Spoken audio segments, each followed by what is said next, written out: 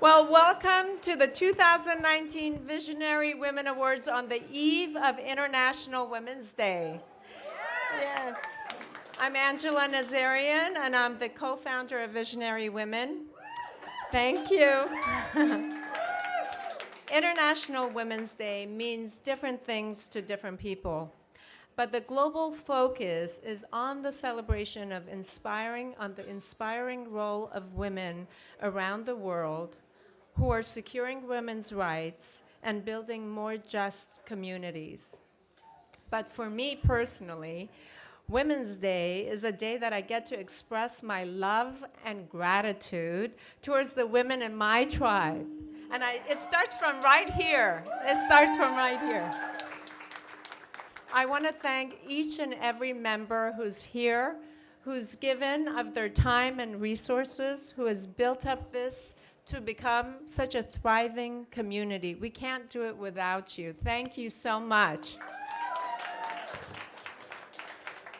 And of course, my deepest gratitude goes to the most fabulous board of directors, starting from my dearest friend Lily,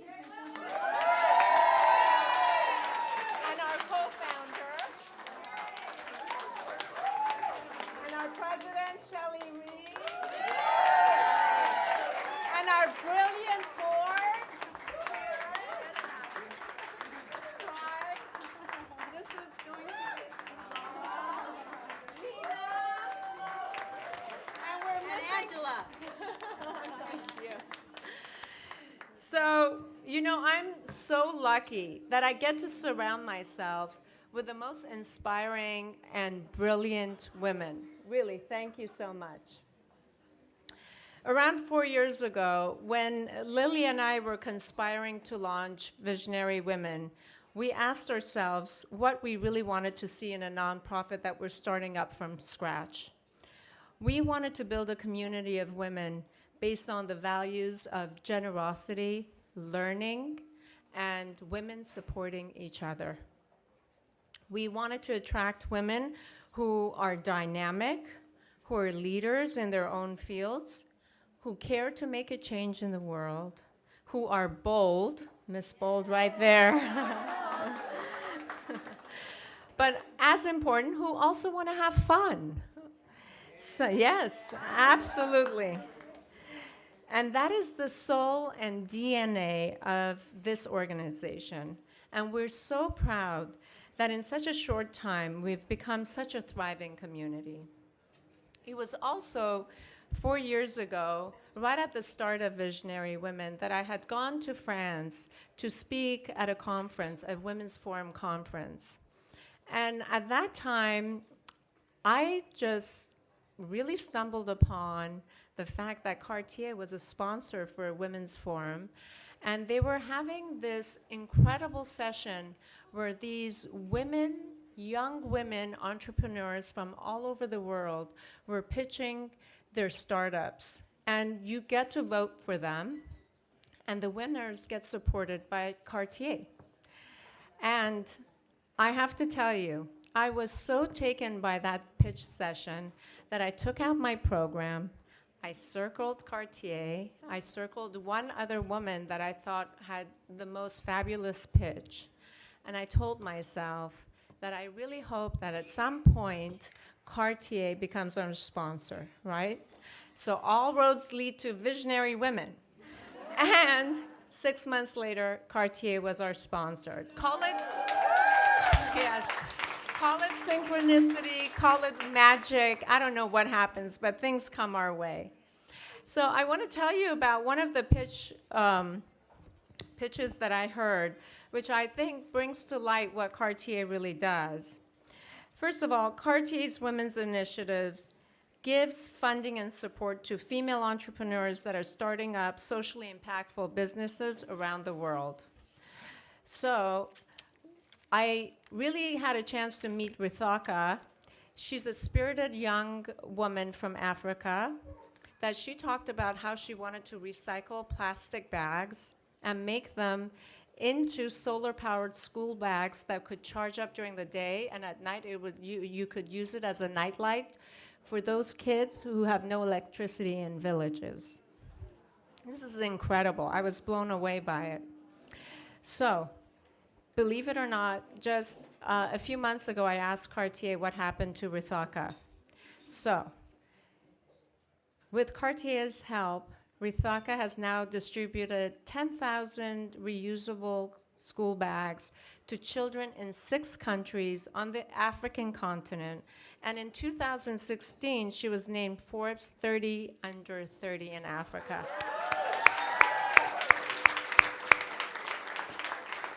So please keep a lookout, because in the future we're going to have some of these entrepreneurs come and present to us. But most importantly, we want to thank Cartier for supporting women and for supporting visionary women in particular. Thank you. And it's my pleasure to introduce Shelley Reed, our president.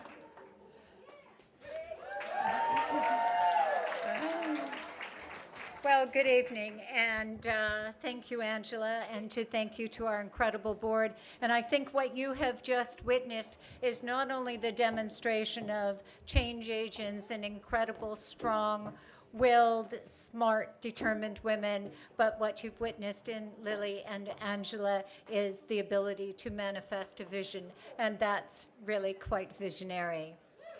So tonight is a very exciting evening for us as we celebrate for the 2nd year in a row the International Day of the Woman. And of course, we celebrate our most fantastic honorees, whom we're so proud to have with us this evening. And so the celebration tonight is really a celebration for our members. Visionary Women is a sponsorship and membership-supported nonprofit organization. We are committed to providing a forum of dialogue on issues of interest and specific to women. We are determined to empower women, provide opportunities for women and girls, and use our influence and our gravitas and our funding to support women and girls across the globe. And in just the past 3 years, we have raised in excess of $1.3 million,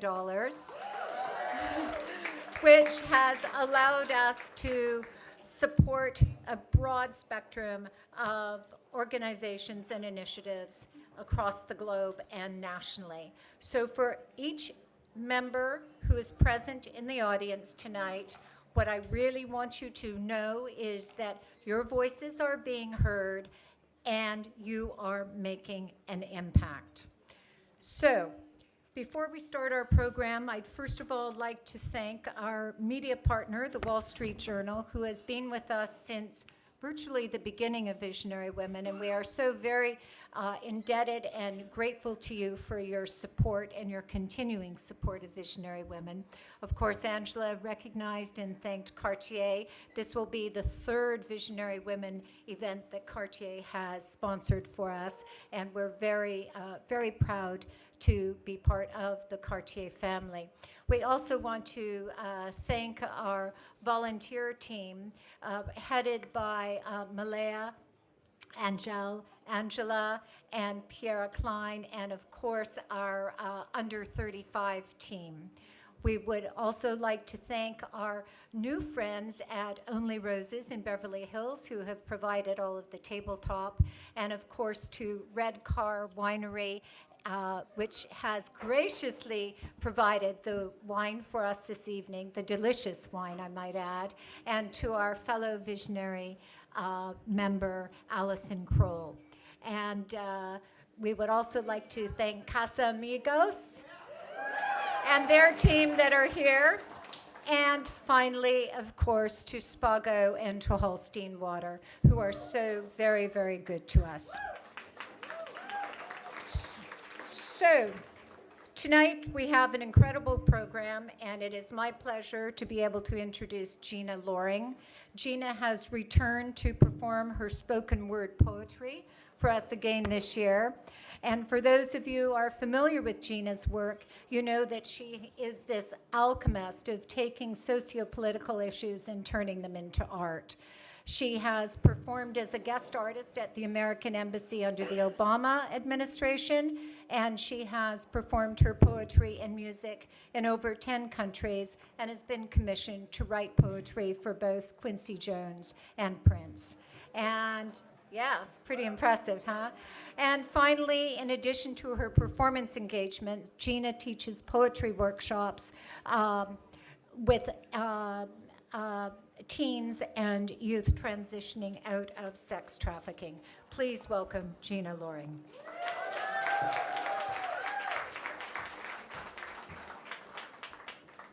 Good evening.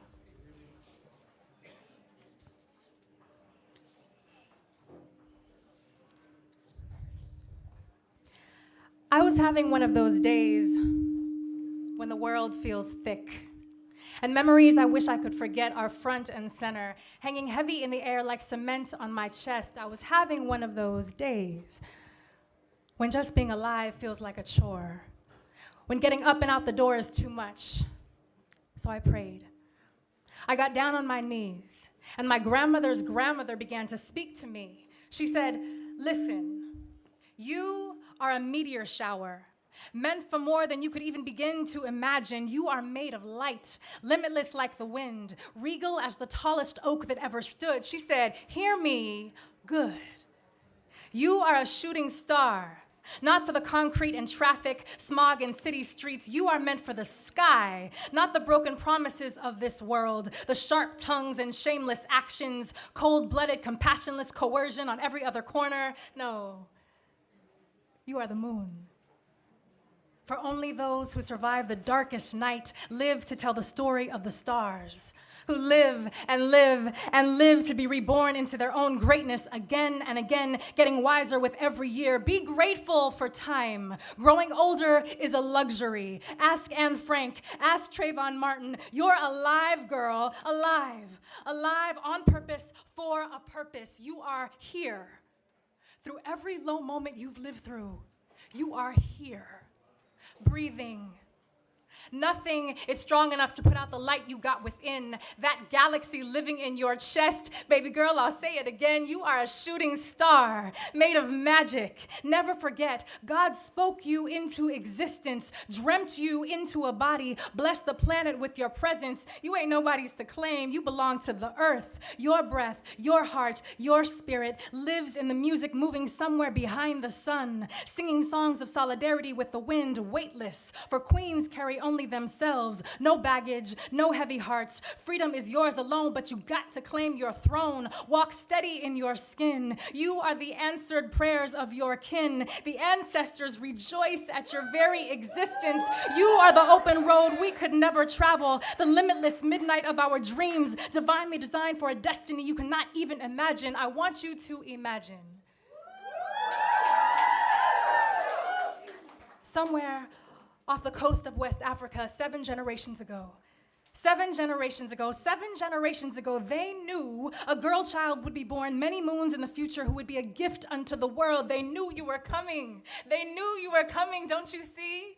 Don't you see? You are who we knew you'd be. We're pulling for you, but we need your help. You believe in God, but you don't believe in yourself when all along you are God. That spirit spark is within you. Get up off your knees. Get up off your knees. Get up off your knees, girl, and be.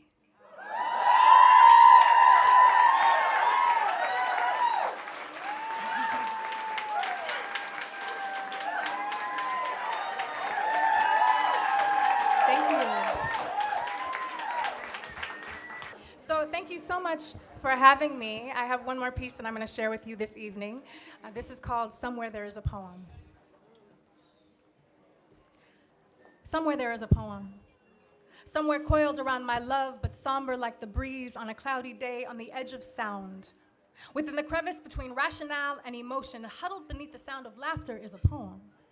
And I want to write this poem. I want to speak this poem. I want to feel this poem. I want to experience this poem. Cradle it in my arms, feed it a good meal, and send it on its merry way. I want to sing this poem. Amazing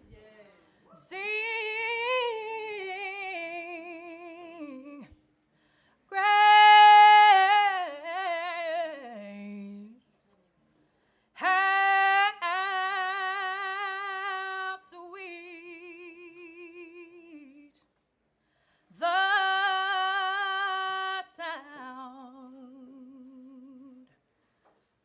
Somewhere there's a poem screaming, get up, stand up. Stand up for your rights, human beings, being so caught up in the tangible, material, surfaceal that they never actually feel. Their touch is liquid and grazes right through but misses the core. This poem whispers to me and rocks me to sleep and tells me stories of indigenous people diseased and tricked and slaughtered and made to be extinct. But this ain't no pterodactyl or Tyrannosaurus Rex blood flowing through my veins. I am a Creek American Indian. I exist. I am an African. I am an old Jewish woman muttering prayers in Yiddish as my name is replaced with a number on my arm. I'm a little Japanese girl staring in horror as my village is bombed and burnt to the ground. I was born in India, but not to the right caste, so regardless of what I accomplish, I will always be a peasant. I died in Mexico 3 feet from the border, gunned down by evil troops who shoot for a living, who sacrifice their souls for the man-made boundaries of these Americas. Somewhere there is a poem. Somewhere dozing in subway stations and flying high on the 405 and taking the L to Brooklyn and the 15 to Vegas and the MARTA through Atlanta and cruising down a dark street in Oakland is a poem. This poem comes from somewhere deep, somewhere where the angels sleep, where pixies dance and mermaids weep, where hymns are hummed, so God will keep us all in mind on Judgment Day. This poem warns but does not sway. For what you do is up to you, where you go and who you know, if you close up or if you grow. Somewhere there is a poem about the insanity, the derangement, the audacity, the utter barbarity of war. Hiroshima, Hiroshima, hero, war, hero, heroin is crack, cocaine is the systematic genocide of my people. Brown skin behind bars, locked up behind bars, trapped behind bars, enslaved behind bars, kept in line behind bars, counted behind bars, there are more bars. Selling alcohol on a single reservation in Oklahoma than in all of Ventura County, me in, because I'm down for the revolution, which may not be televised and may not get radio play, but it will be told through poetry, because somewhere there is a poem.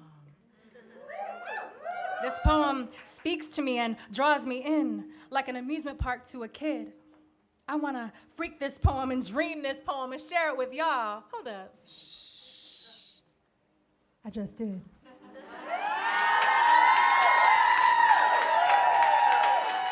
Thank you guys so much. Much love.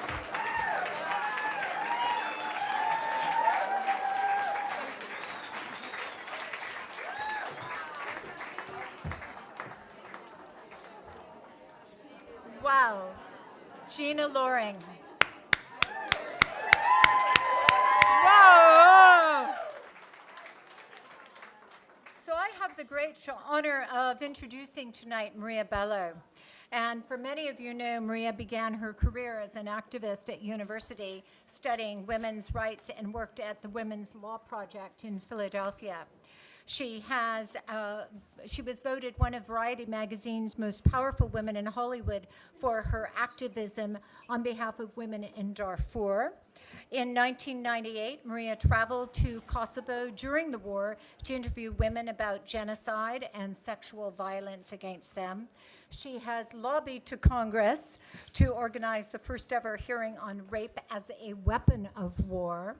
She has started a women's clinic in Haiti after the earthquake in 2010, and the organization We Advance to empower Haitian women socially, economically, and politically. Maria holds the title of Ambassador at Large for the Women in Haiti and has spoken at the State Department on women and social issues. She is a Reframe Ambassador for Women in Film to fight for gender parity in the entertainment industry. She is the creator and producer of the award-winning VR film, The Sun Ladies, about the all-women military force in Iraq.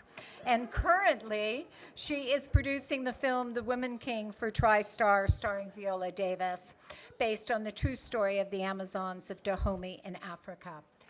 I say we have a very busy woman, and we are delighted that she has been able to be here this evening with us. Please welcome Maria Bello.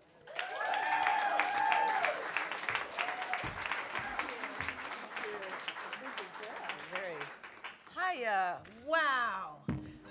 I love being in a room of kick-ass women and men who love kick-ass women. Thank you, all of you beautiful men, for supporting and loving us. I'm really honored to be here tonight to celebrate both of these incredible women visionaries for their activism and bravery. Now, Patricia and I were just chatting over there. I said, we both said, like, we've really grown up. The visions I have of Patricia are this. Almost 10 years ago in Haiti, in the poorest slum in Haiti, her wind-burnt, tanned face, a colorful boho shimada wrapped around her head, running around with this smile on her face in the poorest slum, building toilets. Yes, that's very glamorous, I know. But we know that Patricia doesn't really think much about being glamorous, as seen in her award-winning performance this year at Escape from Dannemora. Incredible. How did you make that chick seem sexy, for God's sake? But you did somehow. But what Patricia realized in Haiti quite quickly is that the biggest problem was sanitation, that more children in the world die of waterborne diseases than of almost any other disease, that more girls were dropping out of school because they didn't have a safe place for their menstrual needs, that it goes on and on. And she did the research, and so she and Rosetta Getty started Give Love, and now Give Love is building toilets in communities in 7 countries. Congratulations. Another great vision I have of you is in Kenya some years ago. There was a group of 6 Maasai women and a bunch of our girlfriends, and we were having a conversation about our day-to-day lives. And Patricia, at one point, gets up and gives a full-on performance piece about a woman's anatomy and reproductive, like complete with hand gestures, and talks about the OS. And all the Maasai women are nodding like they knew what the OS was. And I was like, Patricia, what the fuck is the OS? And she said, it's, the cervix opening. I was like, of course. How did you know that? And she said, because I worked at Planned Parenthood at 15 as my first job. Of course she did. That day ended, by the way, with the Maasai women and the American women laughing our asses off as we passed around a napkin to show the size of the dick in our country that we liked on a man. That's a true story. Yes, it is.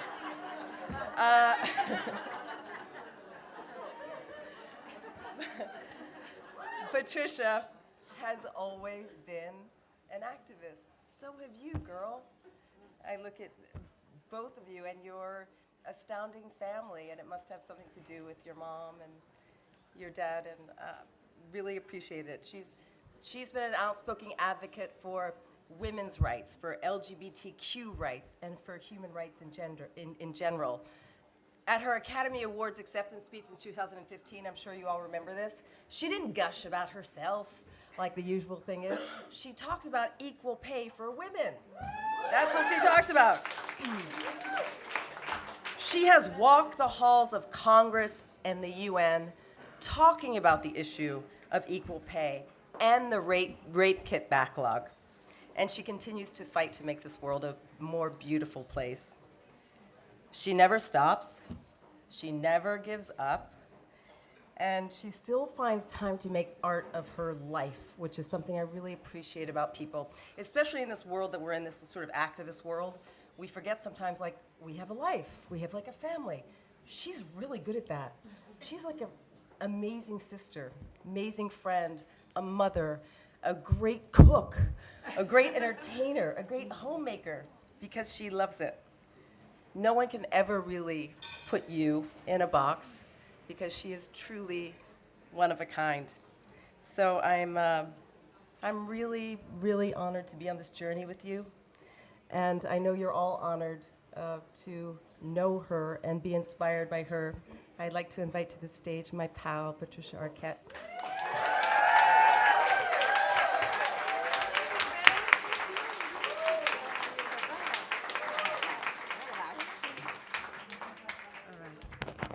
Hi, guys. Well, this is very exciting to be in this room. I haven't felt this inspired in a very long time. Thank you, Maria. I remember going to see your work in Haiti with your project We Advance, and you were bringing in all these women who hadn't had access to gynecological services, prenatal care, and I remember that you ran a study, and almost 100% of the women there had been not sexually assaulted. Yeah, so it was a very intense place to work, like the poorest area in Haiti and a very dangerous area in Haiti. And you've always done incredible work with joy and an open heart and so much beauty, so thank you. I'd like to thank the visionary women and Cartier for this honor and for your long-standing work and supporting groups that advocate for women, provide critical services for women and girls around the world in a world that often diminishes them. Thank you, Rosanna, my sister, for being brave enough to start a very important conversation that's been centuries in the making. A conversation about sexual assault and its pervasiveness and the damage that's rippled through this planet. Your work and your words have echoed and continue to echo through the most powerful institutions and governments around the world. It's been talked about in Parliament. Nuns have come out and opened their hearts and told their stories of being raped by priests, and has brought many victims closure and healing. Besides my sister and I, there's a third woman, an invisible woman, here tonight, and that's our mom, Marty.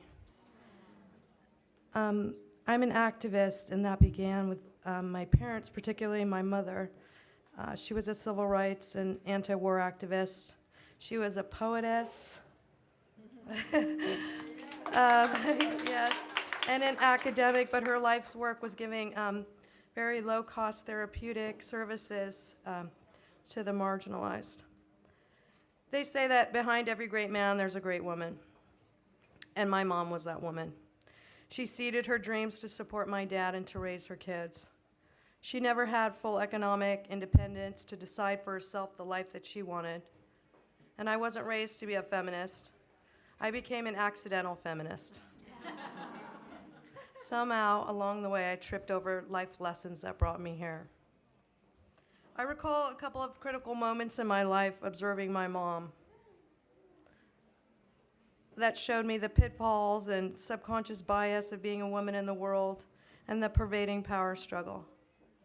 At one point, my mom was contemplating leaving my dad because they'd been having a lot of issues for a long time. And I remember her saying, I can't leave because I won't be able to support you guys. Despite being a brilliant woman who went to college at 16 and having had many different jobs, the reality was she wouldn't be able to put food in our 6 mouths. She could not leave because she did not have the economic foundation to be able to make her choice out of her own free will. The second time, I remember observing my mom. They had separated, and my father had moved on and had a new girlfriend, and my mom was fine with that. She said, I don't want a divorce, not because I want him back, but because after 25 years of marriage and raising his 5 kids, I'll be dropped from his insurance in 6 months. And I have breast cancer, and I can't do that. I will have a pre-existing condition, and I will be uninsurable. Because no matter what she had given her life to support him, she really had no value in a system as long as she was no longer married to him. And we may very well return to a time where pre-existing conditions are no longer covered. Because behind every great man, sometimes there's a woman who's terrified she'll be dropped from her insurance when she has breast cancer. My mom told me about women who died when she was young in back alley abortions. I've seen this and other pitfalls as I've moved through the world. I've seen failed chemical abortions made up from ad hoc advice of swallowing cleaning products. Because that woman could not figure out how to feed her surviving children. She couldn't bear the idea of giving birth to a child she could not feed. But she didn't have access to dignified health care. There are women in South America today being arrested in countries where abortion is illegal because they have miscarriages. We have over 100 bills in America that are attempting right now in 2019 to roll back women's choice. And right now in place, we have a gag order that President Trump put into place, which will remove all funding if a doctor or healthcare provider even mentions the word abortion, even if the woman's life depends on it.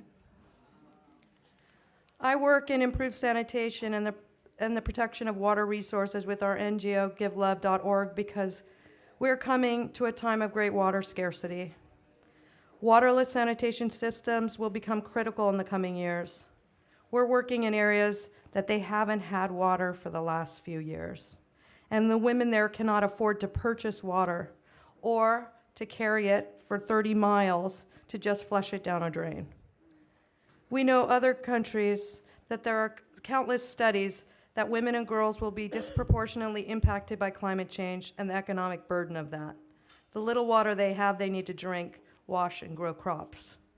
We know this, and we need to take steps to make this feasible. I've seen the economic struggle of women, how millions of women worldwide are working full-time, including here in America, and still in poverty with the children they're raising. In America, we still have a gender wage gap. If you're a woman of color, that gap is even worse as you stride through the brutal realities of subconscious bias because of race and then again because of your sex. And our trans women of color are even lower on the pay scale as the lowest paid workers who are least likely to find safe, inclusive places of employment. They often subsist on under $10,000 a year. It's said if women were paid their full dollar in America and a living minimum wage, half the children living in poverty in the U.S. would no longer be. A majority of low-paid tip workers are women, and frankly, they're struggling just to get by. When you have a child to feed, you just don't have the luxury of quitting a poorly paying job, not knowing where your next paycheck will come from. I'm advocating for women to be included in the I'm advocating for women to be included in the founding document of our nation, the ERA. By ratifying the Equal Rights Amendment and ensuring women are included in our Constitution. And if you think we are, think again. As Supreme Court Justice Antonin Scalia said, certainly the Constitution doesn't require discrimination on the basis of sex. The question is whether it prohibits it. It doesn't. The ERA is very simple. It states equality of rights under the law shall not be denied or abridged by the United States or any state on account of sex. It was almost ratified in the 70s, but fell a few states short. And how do we see this discrimination towards women in America playing out? In all 50 states, they found untested rape kits with the forensic DNA of rapists sitting unprocessed on shelves, or worse yet, thrown away in the trash without ever having been processed at all. Even now, there are states that have no ongoing plan to ensure there's no future backlog. And the one study that was done between male and female rape victims, the male rape victims were more likely to have their kits tested. And the answer is very simple, because in America, women just have less value. In America, in 7 states, right now, women can be forced to co-parent with their convicted rapists. We still have states where child marriage is legal, often because these children are impregnated by adult males. And in a recent court case in Michigan in 2018, a federal judge, found that a ban on female genital mutilation was unconstitutional. So whose constitution is this, I ask you? Women have piecemeal protections from state to state. We need federal protections in our Constitution, our founding document, so that lawyers are armed to challenge these discriminations. So I want to send a shout out to some of my heroes who are here in the room. Noreen Farrell of Equal Rights Advocates. They challenged discriminatory laws, recently suing the largest provider of janitorial services for rapes and sexual assaults of women who are working the night shifts. They've also sponsored and co-sponsored critical legislation, including very important legislation for equal pay and rape victim rights. I want to send my gratitude to Senator Hannah Beth Jackson. I don't know where you are. Yeah. All right. For authoring the California Fair Pay Act, which served as inspiration for sister bills across the nation. She's also brought to the floor a bill for equal pay data in California companies that have 100 or more employees, so that pay practices can be checked for race, age, and gender discrimination, allowing employees to have transparency. Thank you, Bambi Salcedo from the Trans Latina Coalition, who works to support and provide a bridge to the services and one of the most underserved groups of women in our state, transgender Latina women, women who are often trying to negotiate the discriminatory landscape of discrimination economically and the impact of sexual assault and violence they're often the targets of. Ron Baldwin, you're around? Thank you for working with so many policymakers to bring about change for women in America. Dr. Hagar, for your incredible work on sexual assault and the work that you and Rosanna have been doing together. Ashley, where are you? Ashley, thank you for your incredible work. And Francis, thank you for everything that you do. You're a badass all the time. It's so exciting to be in a room with so many powerful women and men, so many people working to make the world better. There's hundreds of thousands, if not millions of activists working to improve women's rights globally. I'm so grateful for the monumental work they are all doing. Thank you for including me.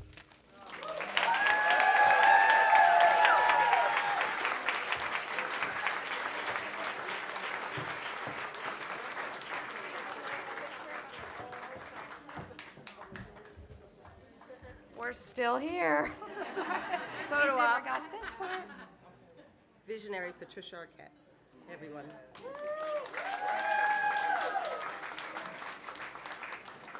Beautiful speech. Can you run for office? I'll totally support you. I swear to God. Thank you. Thanks, guys.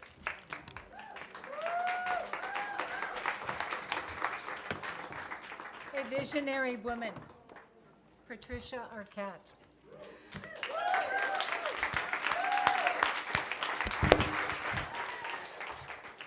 It is my pleasure to now introduce to you Dr. Astrid Hager, who is the Executive Director of the Violence Intervention Program located at the Los Angeles County Medical Center, where she is Professor of Clinical Pediatrics.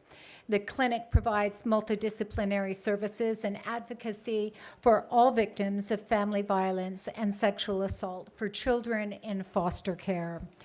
Dr. Hager is the preeminent expert in the field of child sexual abuse and assault, physical abuse, domestic violence, and abuse of the elderly. 2 years ago, Astrid and the Alexis Arquette Family Foundation recognized the need to invest in the creation of a clinic that would set the standard of care for health, mental health, care coordination, housing, and jobs for the increasing number of LGBTQ youth within the foster care system. As Dr. Hager will undoubtedly tell you, Rosanna Arquette is the major force behind the growth of this clinic and has become the voice for those who are rarely heard. Dr. Astrid Hager.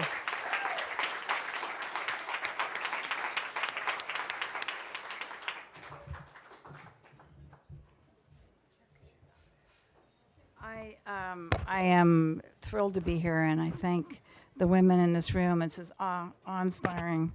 I wish I had known Rosanna long enough to talk about you at great length, of knowing you for many years, but we've been friends for 2 years. But I really can't introduce you till I say something about the sexual assault of women. I went to medical school when women were kept out of medical school. I started my career as a child abuse doctor and became fascinated by the fact that the rape of women and children was never prosecuted, and set my goal early on to establish the criteria to prosecute those who would rape children and women. And it was a really unbelievable battle to make that important. And for those of you who did not watch the documentary on Sunday and Monday night, I'm still in PTSD for the fact that it is so real for every child that I saw, particularly early on in my career, for those who had never told. So I hope that we will all stand up and be voices for them.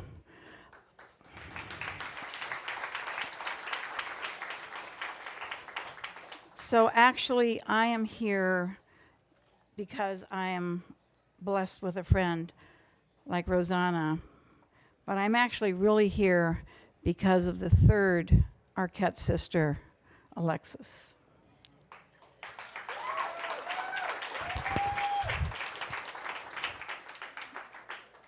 The program I run, I sometimes, after that poem reading, I should say I'm a Norwegian from East LA, but I have this program that sees about 18,000 child abuse cases a year, and became aware of the need for this clinic that Rosanna has helped me start. And I'm sitting outside of this clinic in East LA, and the sun's going down, and I'm sitting on a park bench, and I built this park outside the clinic, and the kids are coming in and being dropped off by social workers, or they're finding their way out of the shadows, looking for food and looking for flip-flops, or looking for a bag for their clothes so it's not in a paper bag. And I'm sitting there on a bench, and this amazing child comes over and sits next to me. And it's a kid we've seen many times, transgender. And I looked at her, and she was kind of sitting back on the bench. And I looked at her and I said, what can I do for you? And she said, give me hope. Give me hope.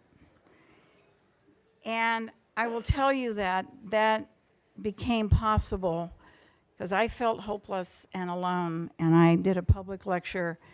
And for the very first time, I said, I need help. I need hope myself. And Rosanna was there, and she and David came to meet me and asked me the question that I long to hear more often than not: how can I help you? And we established, and I said, what I would love to have is your sister's name and create a system of care. So it was a time when I felt alone and abandoned, like many of the kids I see that the Arquette Family Foundation, they came in, and Rosanna became very actively involved in promoting this. I will tell you that I believe that in life we're given an opportunity to live a life of meaning. We're able to live a life, a legacy life. I see many, many aspects of Rosanna by just going and looking her up online, because I didn't know her. But the most important part is what I know now, is a legacy of caring, of compassion, of concern, or never leaving me alone, of this unselfishness, this idea that we talk about a lot between the two of us, but we will never look away, that we will hear every voice. Her incredible voice in the hashtag #MeToo, which has been an enormous, enormous leg up for many, many women. And we talk about it being #WeToo. Because, as Patricia said, I'm worried about the single woman that's a waitress in Oklahoma City that has to have sex with her boss in order to support her 3 kids as a single mom. I'm worried that we be a voice for them, that we talk about them. I'm worried about the women that I see in my practice. I'm worried about the transgender women that I see in my practice who don't have a chance, that are starving and don't have a place to stay, that are incredibly victimized. So I am proud, I am so proud of being included here tonight, to be able to see your vision, and maybe you can hear my vision. My vision is that women and children are not slaves. Whether they live in Africa or Haiti or South America, but they are free to own their own bodies and free to be protected, and that they are free to be part of this sisterhood that I see here tonight.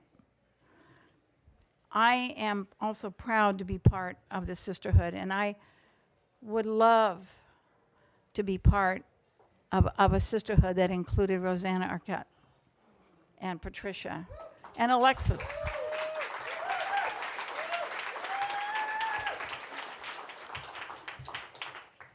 My life is filled with an enormous amount of sadness every day. I'll be honest with you. And there are days when I cannot get home without crying because the stories are real. They are in East LA. They are 25 minutes away from here. And I invite all of you to hear those stories. I give you Rosanna Arquette, who listens to every one of my stories and who shares tears with me over them because she cares about it, she cares about what we do, and she cares about the patients we take care of. We all should do that, and I want to thank you for including me. I give you Rosanna.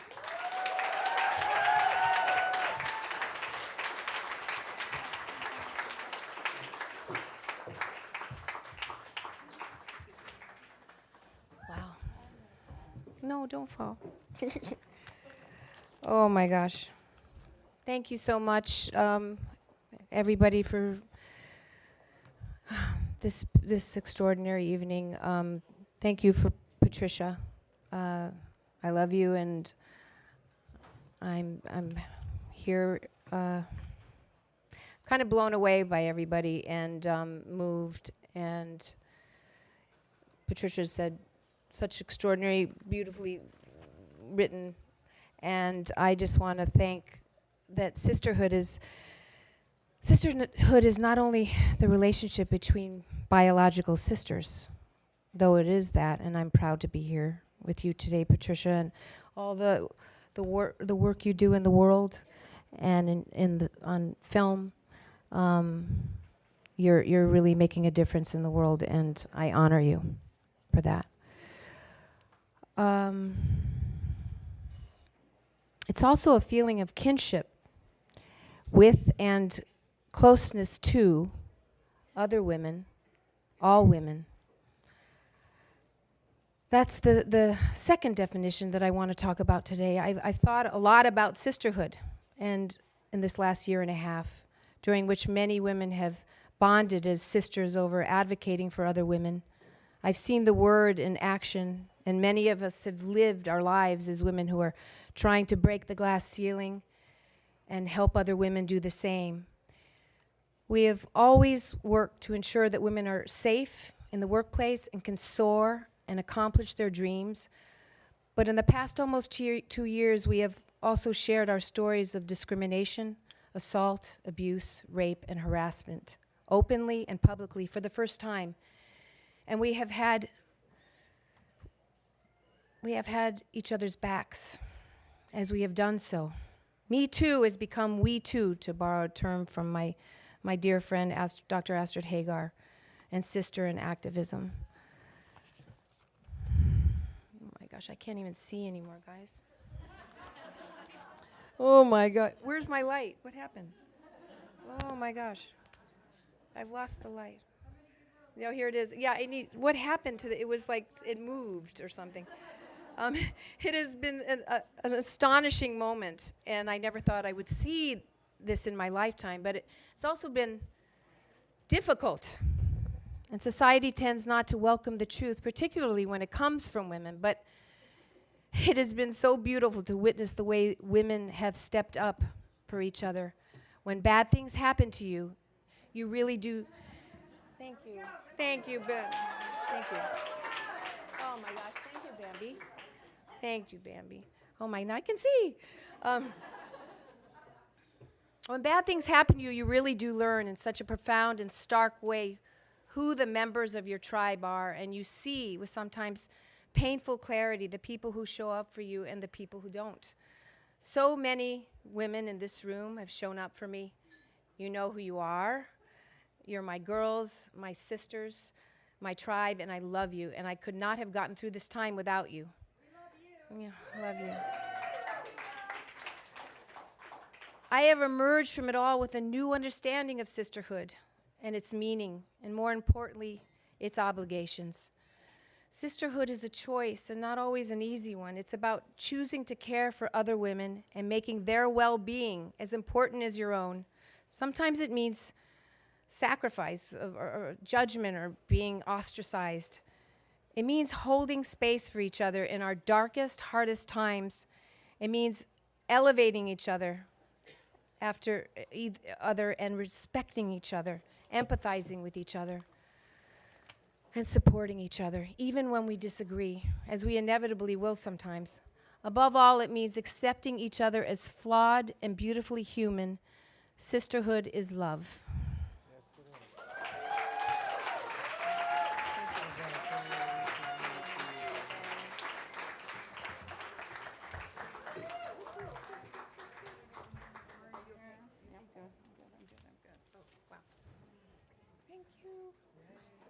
Thank you, visionary women. Visionary women, thank you so much, Lily and Angela and Shelley and all the board. Thank you so much, and Cartier.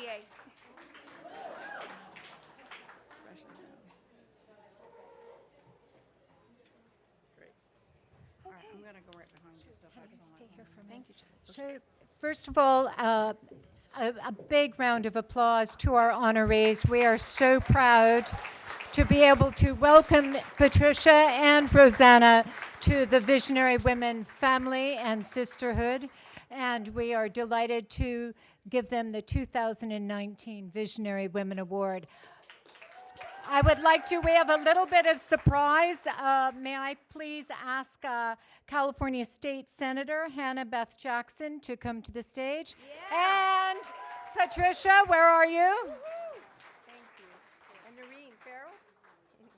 We have a wonderful surprise tonight, and we're absolutely so proud and so honored. And thank you for being here. Thank you. I am Hannah Beth Jackson, the state senator,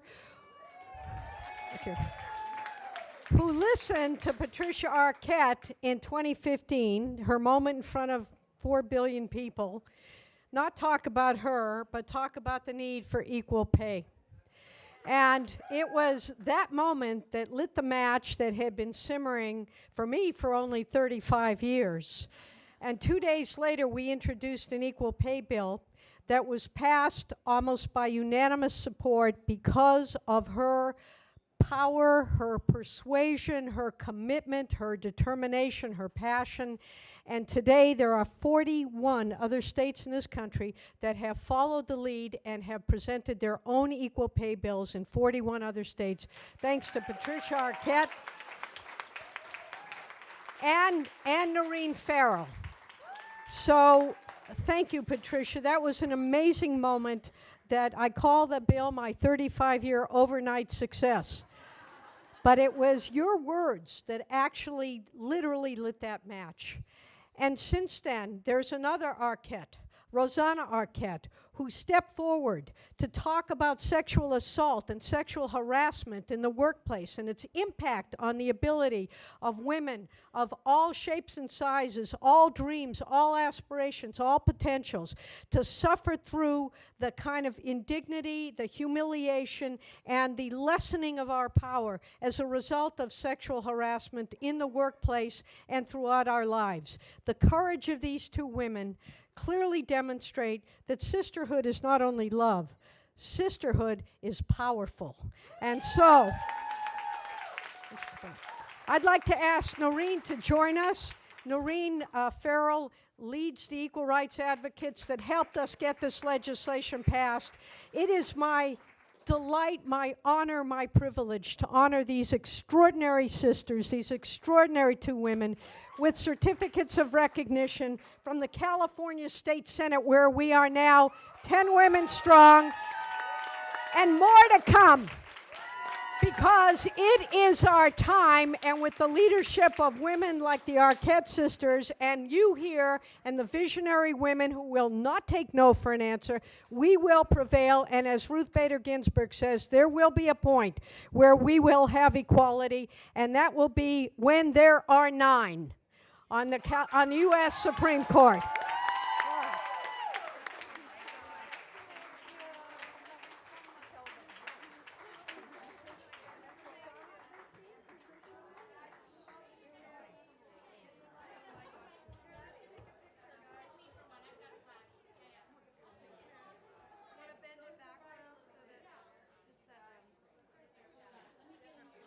Shadow. She's so funny.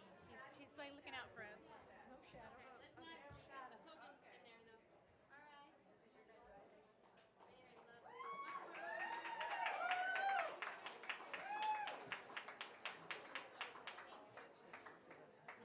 Congratulations. Thank you for everything. You really are. Thank you. Should have talked about the bill. You were amazing. Thank you, everyone, for being here this evening. We will see you in 2020.